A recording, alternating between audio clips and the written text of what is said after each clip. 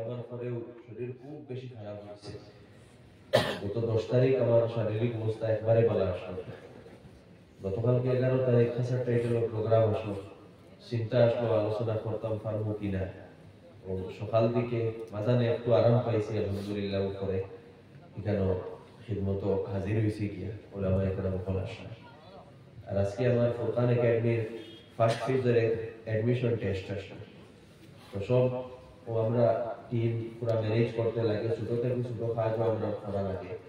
তো এইরকম অনেক ফিজিক্যাল অ্যাক্টিভিটিস, অনেক কাজ যেগুলা ওয়ার্কার দিয়ে করাইতে লাগে, নিজেও লোকে করা লাগে, টেবিল উঠানি, চেয়ার উঠানি, সব কিছু। যার কারণে নিজে খুবই বেশি টায়ার্ড, আলোচনা করা সম্ভব হইতো না। এখানে মেহমান আসল এই আলোচনা করবা, আর আমি শুধু এখানে উপস্থিত হয়েছি একটা হাজিরি লাগাইবার লাগে।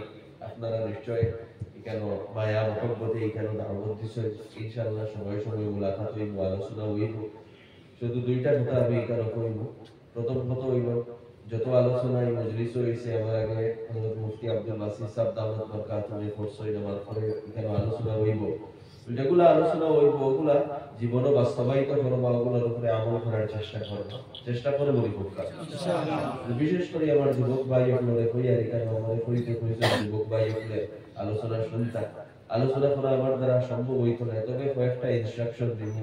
প্রথমত নিজের জীবনের মধ্যে তাকওয়া লইয়া, তাকওয়া জীবনের মধ্যে আইব, জীবন পরিবর্তন হইব, সুন্দর হইব। আজকে আমরা যুব সমাজ অর্থাৎ পুরুষ ছেলে মেয়ে যারা উভয়ের মধ্যে আজকে কমি হইল তাকওয়া। তাকওয়া আমাদের মধ্যে নাই। তাকওয়া জীবনের মধ্যে লইয়া, কোরআন বুঝার ক্ষমতা লইয়া, উলামা একরামের তত্ত্বাবধানে কোরআন বুঝার চেষ্টা করো। আল্লাহ রাসূল আলাইহিস সালাতু ওয়াস সালামের বিভিন্ন হাদিস আছে আখলাক সম্পর্কে, নৈতিকতা সম্পর্কে, ঈমানিয়াত সম্পর্কে, ওগুলা বুঝিয়া ওগুলা জীবনে বাস্তবায়িত করো। রাসূলুল্লাহ সাল্লাল্লাহু আলাইহি ওয়াসাল্লামের সিরাত পড়ো। প্রত্যেক আমি যুবক আপনার লাগি, ছেলে মেয়ে আপনার লাগি জরুরি মনে করি সিরত রে পড়ো, সাহাবা একরামের সিরত রে পড়ো। আল্লাহ রাসূল আলাইহিস সালাতু ওয়াস সালাম ফরমাইছে, আসহাবি কান নুজুম, আমার সাহাবী আকাশের তারকা সদৃশ, তারারে আমরা ফলো করতাম। প্রত্যেক ছেলেরা আবু বকর, ওমর, উসমান, আলী, তালহা, জুবাইর, আব্দুর রহমান ইবনে আউফ, আবু উবাইদা ইবনে জাররাহ, আম্মার, বিলাল, হাসান বিন সাবিত রাদিয়াল্লাহু আনহু, আব্দুল্লাহ বিন আব্বাস, আব্দুল্লাহ বিন মাসউদ রাদিয়াল্লাহু আনহু, এরারে বুঝা, এরারে জানা, এরার জীবন পড়া এবং এরার জীবনকে অনুসরণ করা, এরারে রোল মডেল বানে প্রত্যেক যুবকের লাগি জরুরি। প্রত্যেক মেয়ের লাগি হযরতে আয়েশা, হযরতে সুমাইয়া, হযরতে হাফসা, হযরতে উম্মে সালামা রাদিয়াল্লাহু আনহু, এরার জীবনকে রোল মডেল বানানি জরুরি।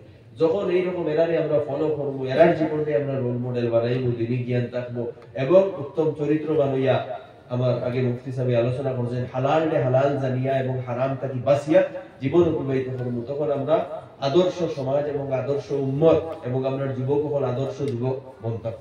আল্লাহ সুবহানাহু ওয়া তাআলা আমাদের থেকে বেশি আমল করার তৌফিক দান করুক।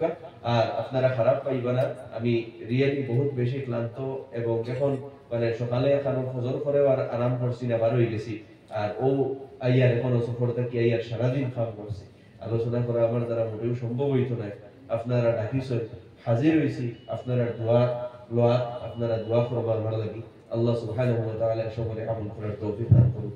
ওয়া আখিরু দাওয়ানা আলহামদুলিল্লাহ।